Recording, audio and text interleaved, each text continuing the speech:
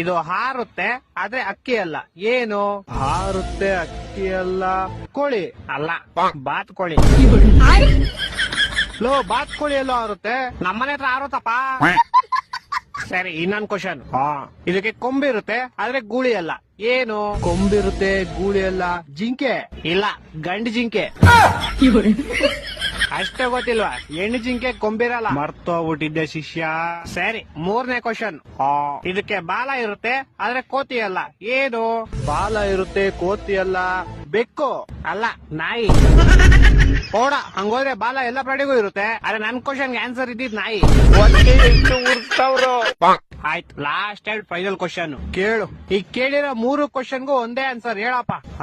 ಹಕ್ಕಿ ಅಲ್ಲ ಹಾರುತ್ತೆ, ಗೂಳಿ ಅಲ್ಲ ಗುಮ್ಮುತ್ತೆ, ಬಾಲ ಐತೆ ಕೋತಿ ಅಲ್ಲ. ಏನ್ ಹೇಳಪ್ಪ?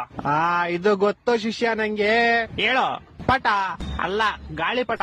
ಈ ತರ ಕೊಟ್ರೆ ಜನಗಳಿಗೆ ಯಾರು ಬದುಕ್ತಾರ?